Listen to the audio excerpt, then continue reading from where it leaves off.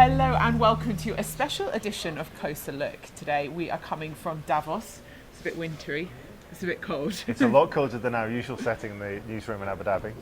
Yeah, we are here today for the World Economic Forum, which has been going on now from yesterday, and it's where all the world leaders are gathering. It's actually our first World Economic Forum here in Davos. So Rory, how are you finding it so far? It's been quite an introduction. First year for both of us.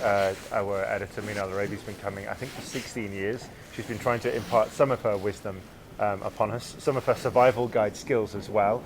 Yesterday it was minus 14, which is quite extraordinary. Today it's only a couple of degrees below. Look, it is a very small town in the middle of nowhere with it absolutely teeming with people from all over the world. Walking through the corridors, walking through the street, going to the coffee shops, there are people from governments from around the world. There are very wealthy business people, men and women. There are people with big ideas. There are people with a political agenda as well. Just to give you a sense of what's been happening this week, the Gulf, the war in Gaza and the Red Sea crisis have played out right on our doorstep. The Kurdistan regional government was here when bombs started falling on Erbil. There was an impromptu press conference on the main high street just behind us with journalists packed in there to hear the Prime Minister speak. So there's been quite a lot of drama, and a lot of it has involved the Arab world and the Middle East, which is the story that we, the National, are here to tell. So that's the serious stuff. But there's been quite a lot of other takeaways. What about you, Enas? So there's a lot of fun as well in Davos. I think the camaraderie amongst all the delegation, also the visitors who come here, really unite in this kind of cold atmosphere that we're experiencing here, which makes it quite fun. Lots of slipping and sliding and looking at snow boots, I've found.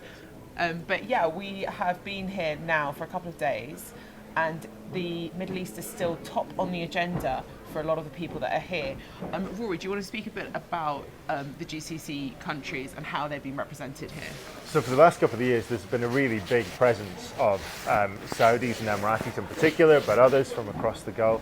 And we were talking yesterday when we did our Facebook Live on how there is a bit of a different, there's been a very gloomy tone in general from the World Economic Forum. There's quite a gloomy outlook economically for 2024. There's a relatively gloomy outlook for the Middle East with everything that we've just been talking about. But there's a lot of positivity as well. The countries and the business people of the Gulf come here with a very positive message. Actually, you see a bit of a dichotomy between the conflict that's going on and the tone that they take. So they want to welcome the world to the Gulf. Yeah. They want to showcase the hospitality. They also want to do business here for the prosperity of the region. So you walk the corridors and you see a lot of famous faces from Dubai and Abu Dhabi and no doubt Riyadh. So. Yeah, they're definitely, the Arab states are here. They're making a splash. They're making sure they're known. On the promenade just above us, over there are rows of different Emirati, Saudi and other Arab countries displaying where they're growing economically and giving opportunities and really showcasing what it is that's happening in the region to the rest of the world. What do you think is going to be a big takeaway? I think Davos is known and indeed the butt of many jokes for being this sort of VIP elite gabfest where people come to jabber in expensive boots and jackets and things like that. But there is a lot to be learned from here. Sitting through some of the sessions and speaking to people. We were at an event with Google last night. We've been at other sort of invitations throughout the week.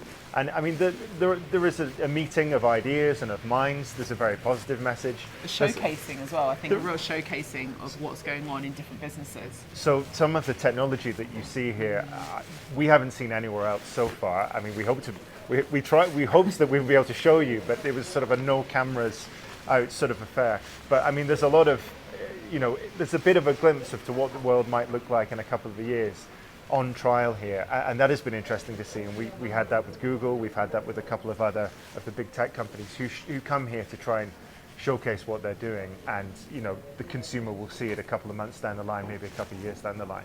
So that's been a big takeaway, and there has been a positive message as well from, for example, climate change. Like I was going to say, yeah, climate change has been big. So I went to Jane Goodall gave a speech today, and just to say, I think after COP28 and what we saw in Dubai, that message is continuing here, and it's really top of everybody's mind and what they really want to speak about.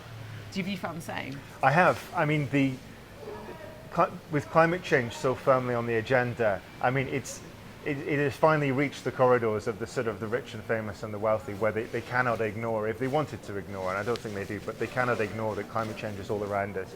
So there's been a lot of talk of COP28, what happens next.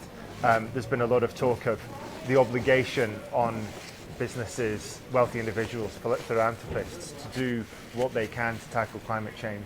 And I think they're fairly frank conversations. It isn't just the sort of greenwashing that you tend to get from corporates. I mean, the things that are talked about here may result in big action, big ideas at some point down the line. But with climate change, I mean, it's a race to, avert disaster, and we've got to be frank about that. I know, it's funny to talk about climate change while we're both so cold here in Davos, but that is the way of the world. Thank you so much for joining us on today's episode from Closer Look. Thank you so much.